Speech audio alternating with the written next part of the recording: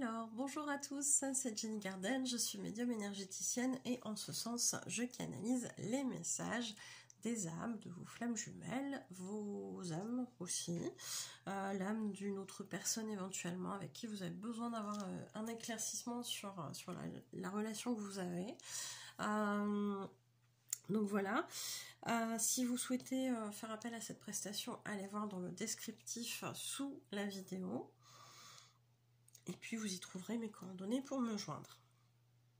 Alors ici nous sommes avec un message qui n'a pas été tourné, je dirais dans les temps, parce qu'il y avait il y avait beaucoup de questions par rapport à d'autres messages. Et du coup c'est vrai que je l'avais laissé un petit peu en suspens parce que c'est fastidieux, c'est un peu plus long, etc. Et j'ai la personne qui a souhaité aussi avoir la vidéo de tout ça et je la comprends aussi, donc voilà, m'a fait une petite demande et j'avais pas forcément de raison de refuser de tourner cette vidéo. Par contre on va la faire en 2 fois, on va la faire en 2 parties, donc il y aura l'autre partie dans 2-3 jours. Pour alléger un petit peu en termes de durée, parce que sinon ça peut faire un peu long. Donc là il y avait au total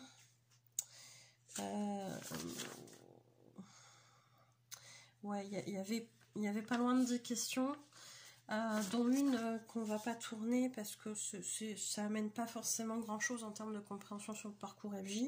C'est plus quelque chose en lien avec le côté personnel et professionnel du runner par rapport à certains choix, mais du coup voilà, ça n'amène rien sur la compréhension du parcours FJ, donc ça on l'a laissé de côté. Et puis voilà, donc là on va aller voir 6 questions je pense, et puis après on ira voir sur la vidéo suivante les 3 dernières questions avec le message libre. Je pense qu'on va faire comme ça. Voilà, on va faire ça, je pense. Sauf si entre deux il y a des petites modifs. Donc on va partir là-dessus. Alors la première question qui a été posée, donc c'est une question, ce sont des questions plus un message libre qui viennent, le message libre vient de l'âme du runner, et les questions viennent de son chaser. Je les remercie d'ailleurs tous les deux pour avoir accepté de diffuser ce message pour justement faire des compréhensions sur vos propres parcours, vous aider en quelque sorte. Donc j'espère que ce sera le cas. Alors ici la première question c'est: que peux-tu me dire de cette journée et de ce que j'ai vu? Donc il y avait une date particulière. Moi j'ai pas eu plus d'infos sur ce que c'était, j'ai vraiment demandé à l'âme et voici ce qu'a répondu l'âme du runner. Je ne t'ai pas vu, effectivement, sinon je me serais sentie bête. Nous étions invités à un événement familial et je m'étais bien habillée pour l'occasion. Je m'entends plutôt bien avec sa fille, mais ce n'est pas celle que nous pourrions avoir ensemble. Alors, quand il parle de sa fille, il parle aussi de la fille de sa tierce. Hein, voilà. Ce que moi, à ce moment-là, j'ignore complètement. Hein. Donc, c'est pour vous dire quand même qu'on peut avoir des petites choses comme ça qui passent de temps en temps. Après, on sait bien ce que c'est. Les tiers sur le parcours, parfois, elles sont là de manière très temporaire. Et parfois, effectivement, elles partent assez vite quand c'est des relations éphémères. Voilà, ça peut être assez rapide aussi. Hein. Alors, on sent hein, ce côté où je suis à quelque chose qui est un petit peu officiel, parce que du coup, il y a la famille, une famille qui est du coup peut-être plus élargie que la famille qu'on présente peut-être habituellement. On est bien habillé, il y a un événement familial, on suppose peut-être quelque chose du type mariage, etc. Donc en plus, quelque chose qui vient célébrer l'amour et qui vient dans l'inconscient faire travailler aussi l'un et l'autre. Donc là, effectivement, si tu m'avais vu avec ma tierce, je me serais sentie peut-être un peu bête. J'aurais pas su forcément comment réagir.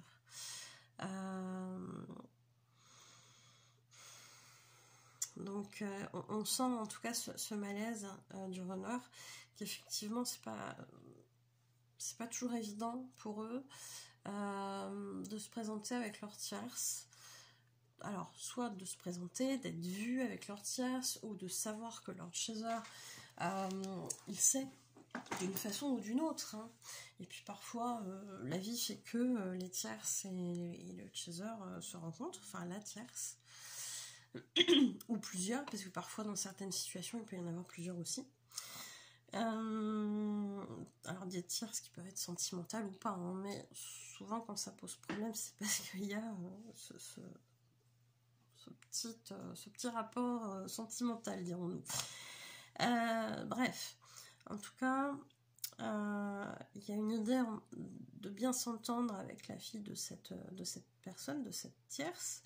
Par contre, il y a quand même cette idée de mais c'est pas la nôtre, c'est pas celle qu'on aurait pu avoir ensemble, c'est pas celle qu'on pourrait avoir ensemble. Et c'est vrai que dans le message, quand je canalise, j'ai cette impression de il y a quelque chose de dommage là-dedans, quoi. C'est pas la même chose. Voilà, c'est pas la même chose. Et avec une pointe de regret et avec une pensée envers la fille du chaser.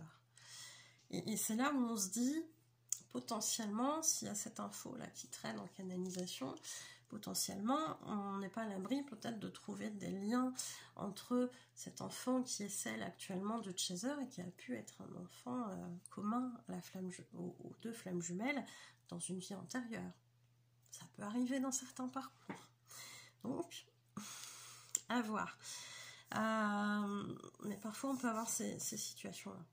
Donc là, il y a une gêne. Question 2. Donc, ta tierce, c'est telle que j'existe. Et là, voici la réponse de l'âme du runner. J'ai dû lui parler de toi vaguement, sans prononcer ton prénom. Donc, oui et non. Elle connaît ton énergie inconsciemment. Elle t'a déjà ressenti sans le savoir. Alors, c'est vrai que ça peut paraître surprenant, mais les tierces, ce qui se passe, c'est que effectivement, qu'elles aient des capacités ou pas de médiumnité, de ressenti énergétique, etc., oui, elles sentent l'existence du chaser ou du runner. Hein. Quand c'est dans l'autre sens, ça peut arriver aussi. Les tierces sentent toujours la flamme jumelle. Que les tierces connaissent, ont entendu parler ou ne connaissent pas, la flamme jumelle, ils la ressentent. Elles la ressentent. On peut pas y couper. Il y a toujours quelque chose qui fait que on sent que dans l'énergie, c'est pas. Il y a un truc qui vient. Donc, parfois, les runners, effectivement, parlent de leur tierce, de leur chaser, pardon, à leur tierce. Ça va être évoqué, ça va être parfois caché, mais quand c'est évoqué, souvent, la tierce, elle sent déjà, hein, quand c'est à la façon d'en parler qu'il y a un truc. Pour peu qu'elles les voient interagir ensemble dans la matière, ou discuter ensemble s'il y a une relation à distance qui est encore d'actualité, s'il n'y a pas forcément de moment de séparation, etc. Il va y avoir quand même ce ressenti.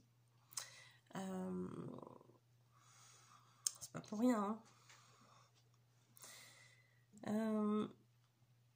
Donc parfois il n'y a pas forcément cette explication de mon chaser, on a été ensemble, quand c'est le cas, hein, bien sûr. Ou mon chaser, il y a une ambiguïté, ça va pas forcément être dit, mais la tierce va toujours le ressentir. Alors, question 3, doutes-tu encore de mon amour pour toi? Ici, l'âme du runner répond non. Mon âme ne doute pas, mais mon ego pense vraiment que c'était mieux que tu m'oublies. Je n'étais pas prêt à ce moment-là. Maintenant, un peu plus, mais pas encore tout à fait.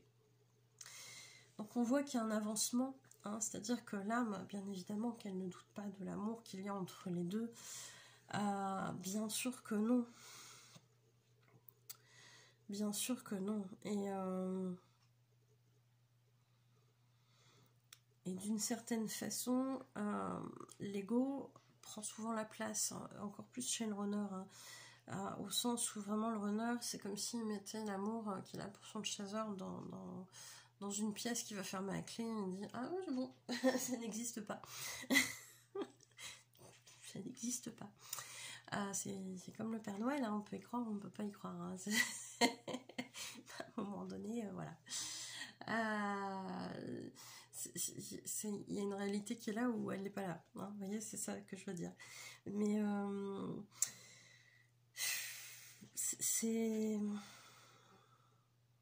c'est toujours compliqué pour un runner de reconnaître ses sentiments pendant un temps sur le parcours. Non seulement pour son processus à lui de guérison, mais aussi pour le processus d'avancée du chaser. Parce que ça permet vraiment au chaser là d'être pleinement dans le côté mais je suis abandonnée quoi, de mon runner. Mon runner il m'aime pas. Mon runner il m'a peut-être jamais aimé, etc., etc. C'est ça que ça va venir faire travailler. C'est pour ça, en tout cas chez le chaser, et c'est pour ça que le runner souvent il y a une amnésie, un truc qui se coupe, on se souvient plus, on zappe complètement, etc. Tout ça c'est là pour à la fois faire travailler le chaser dans ce sentiment d'avoir été complètement abandonné, etc. Et puis du côté du runner, ça va lui servir aussi à certaines choses parce que il va avancer lui sur certains points de sa vie qui vont être nécessaires pour la suite. Donc ce processus-là, il est nécessaire sur le parcours. Donc, effectivement, à ce moment-là, c'était pas le moment.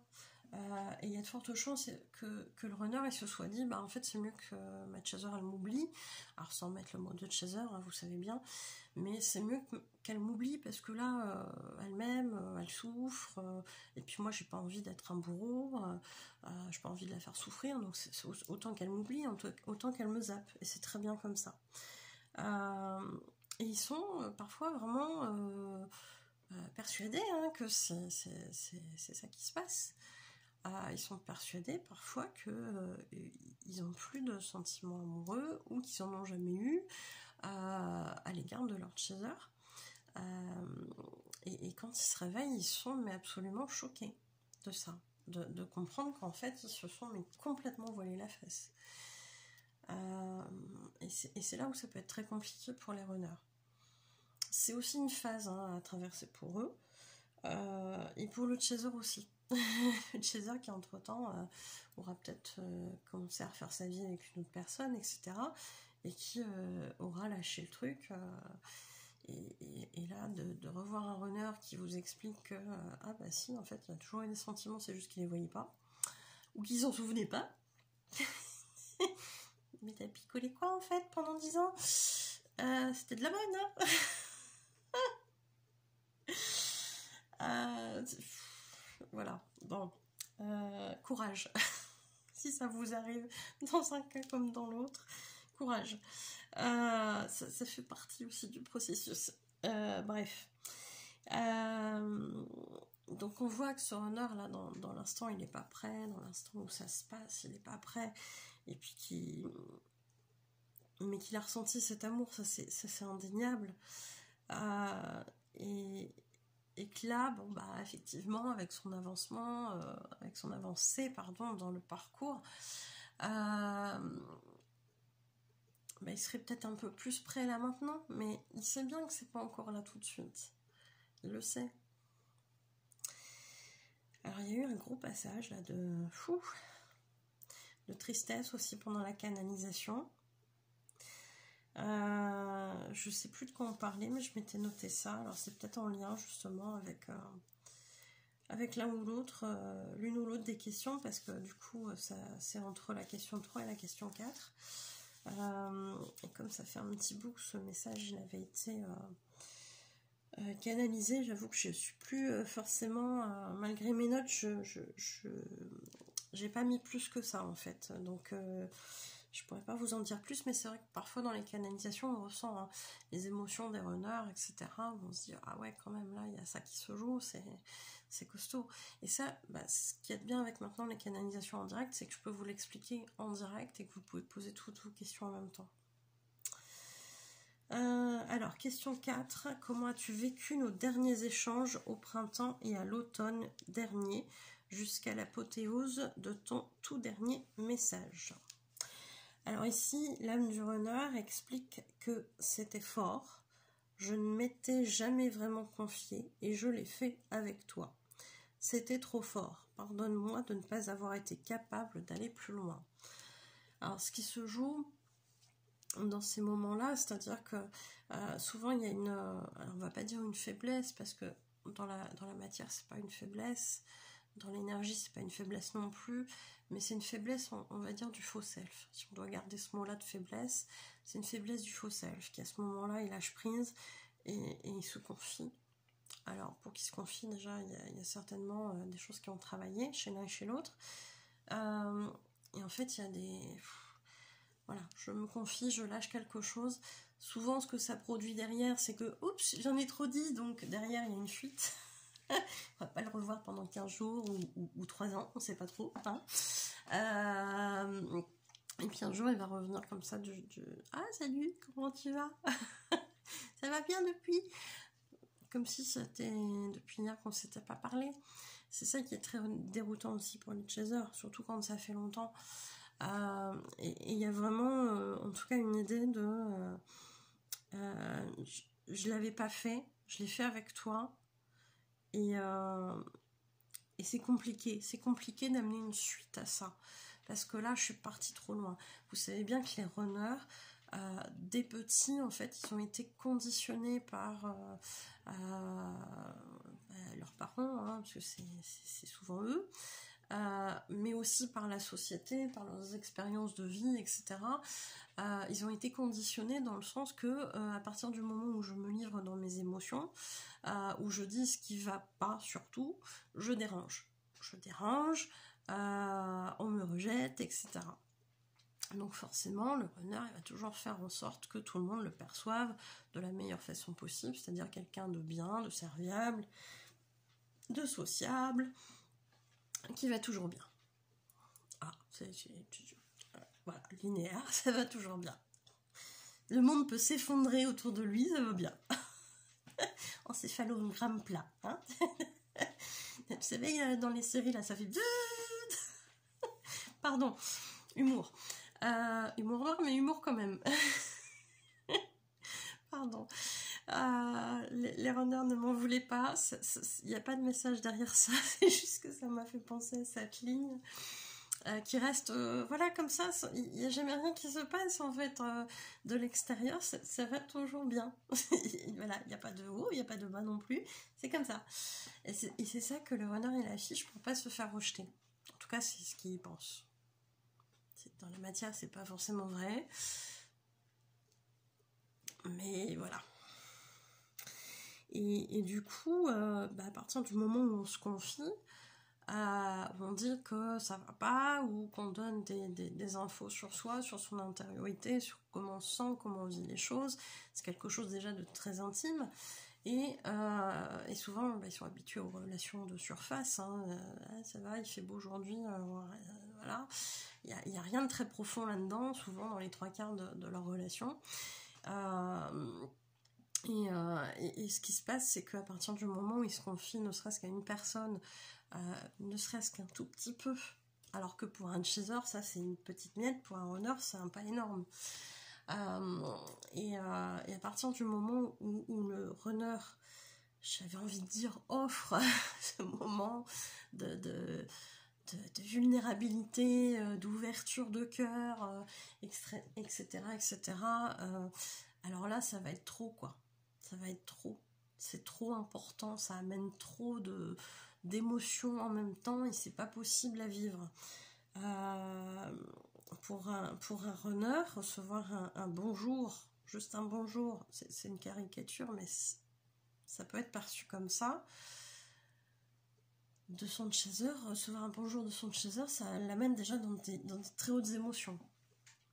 Et du coup, se livrer, dire ce qui s'est passé en lui, etc., ce qui s'est joué au niveau émotionnel chez lui, pour telle ou telle chose, c'est énorme en fait, c'est énorme. Donc forcément derrière il y a une idée de je peux pas aller plus loin, là j'ai donné un gros truc, là je peux plus. Et ce qui se passe, c'est que derrière ça, souvent le runner il a besoin de repartir en silence, parce que toutes ces émotions que ça a amené, ces confidences-là, elles ont pris beaucoup d'ampleur. Peut-être qu'il a ressenti aussi ce que ça a provoqué chez son chaser, en termes d'émotions, parce que les runners, ils ressentent beaucoup ces choses-là, notamment ce que ça provoque chez leur chaser. Et quand ça provoque des choses chez leur chaser, ils le vivent de manière encore plus forte au niveau émotionnel. Ils le ressentent plus fortement qu'avec peut-être quelqu'un d'autre. Donc si ça amène de la colère, si ça amène de la tristesse, ça va être très compliqué à vivre pour un runner. Donc si ça amène ces émotions-là, c'est chez son chaser. Et derrière ça, il y a besoin d'aller digérer, en fait, toute cette palette d'émotions qui sont remontées, en fait, et qui ont pris de l'ampleur. Et c'est pour ça que pendant 3 jours ou 3 ans, ou je sais pas combien de temps, vous n'allez pas en entendre parler. Et souvent derrière, il va pas vous reparler de ça. Quand il va revenir, on va recommencer tout gentiment, il fait beau dehors. Ou il fait moche, en fonction d'eux.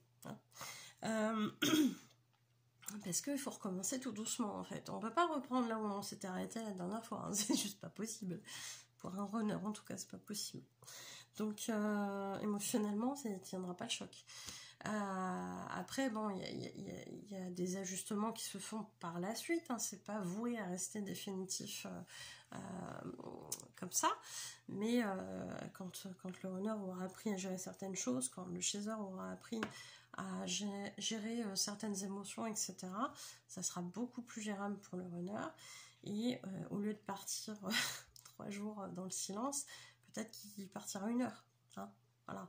Mais avant de partir, il fera pas comme avant, c'est-à-dire qu'il va pas se barrer comme ça, parce qu'il est submergé d'émotions et que il est un peu en mode ordinateur là, qui est en train de bugger de partout. Donc je peux pas prévenir mon chaser qu'il faut que j'ai 2-3 jours de silence. Là, à la fin du parcours, quand le runner il maîtrise mieux ces choses-là, il va être en capacité de dire à son chaser, écoute, là, ça fait beaucoup pour moi. Il faut que je décante ces trucs-là, je reviens après.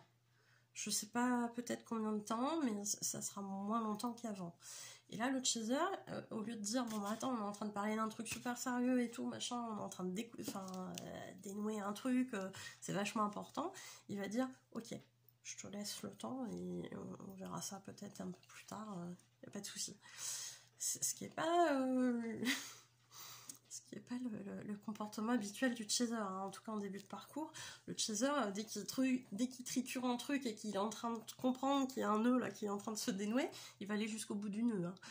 Il va pas dire c'est trop pour toi, non, on s'arrête là. Non, moi je veux savoir ce qu'il y a au bout du truc. Bon, à la fin du parcours, il fait ok, on fait une pause. on reprend ça quand t'es prêt. Mais au début, c'est compliqué.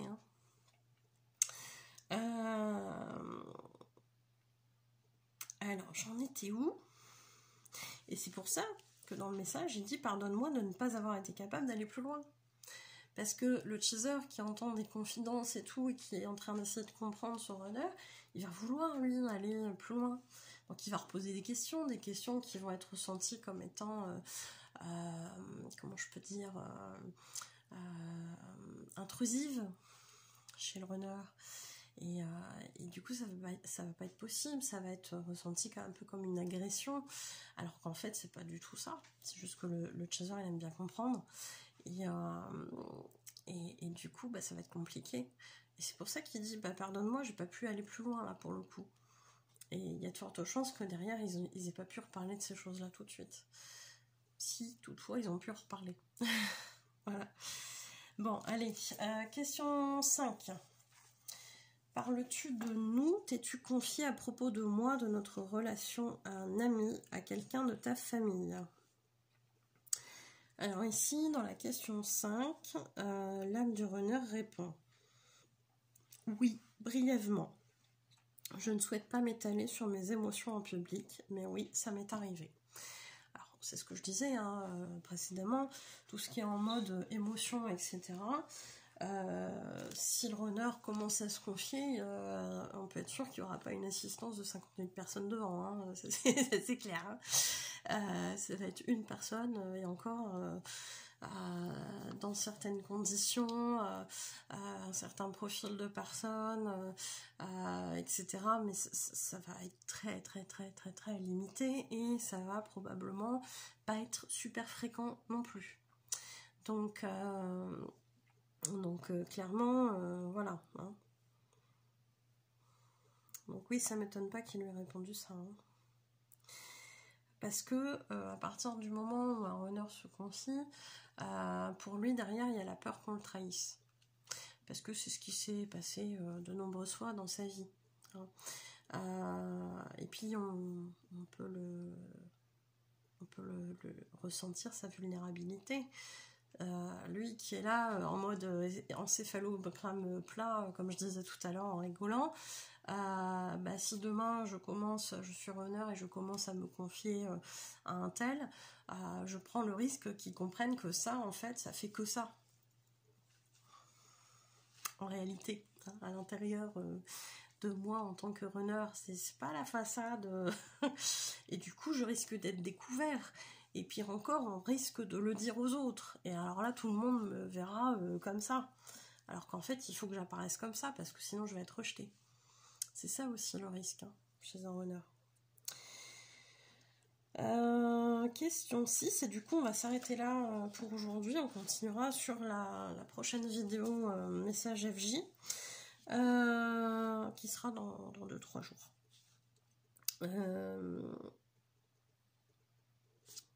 Oui, c'est ça, c'est question 6, hein, j'avais dit que je m'arrêtais là.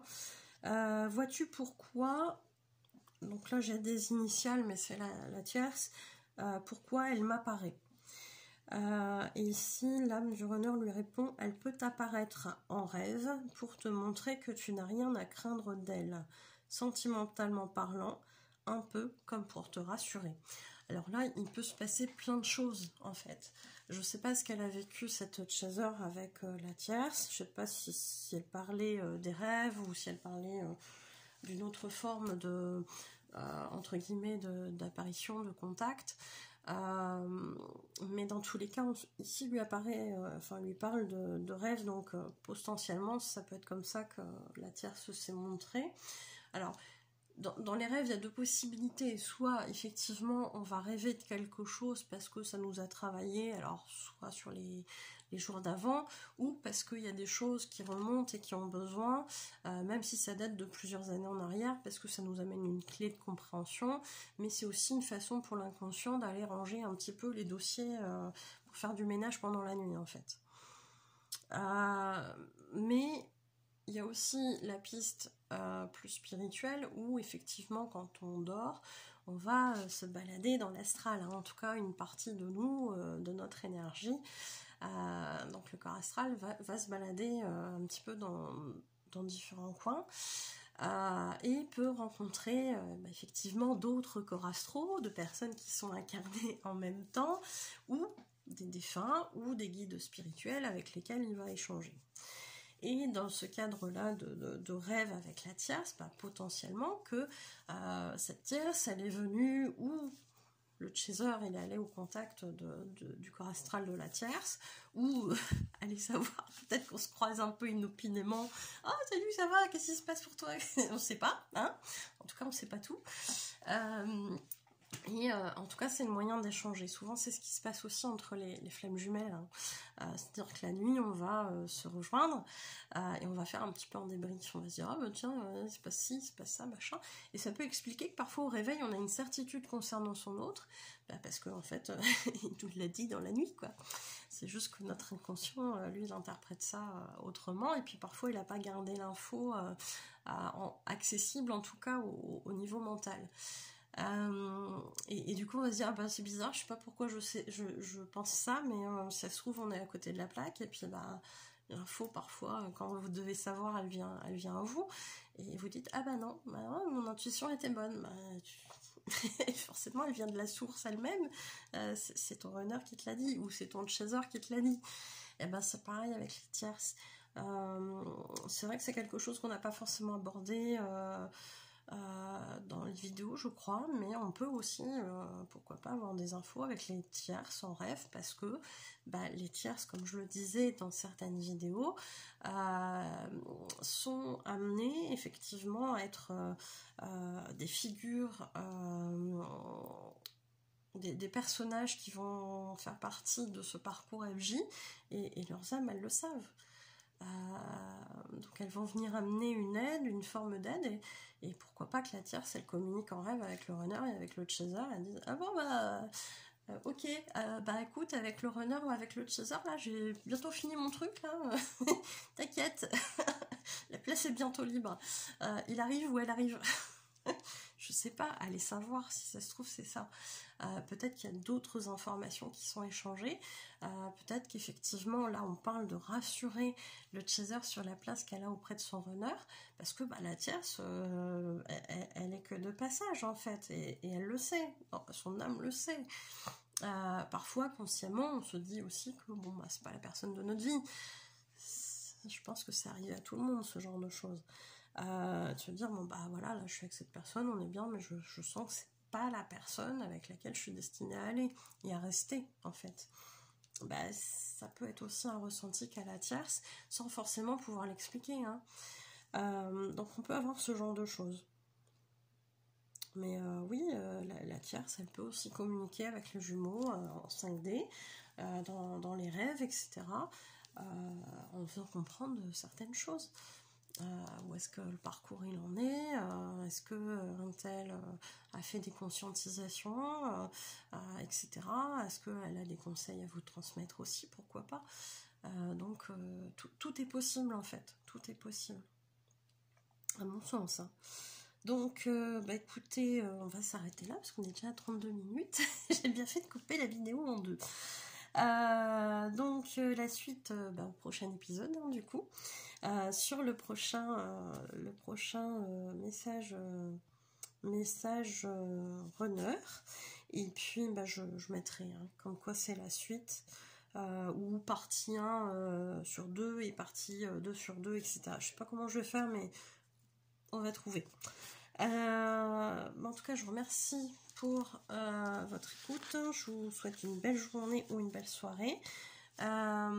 J'espère que ça vous aura aidé, et puis la suite au prochain épisode. Prenez soin de vous, à bientôt.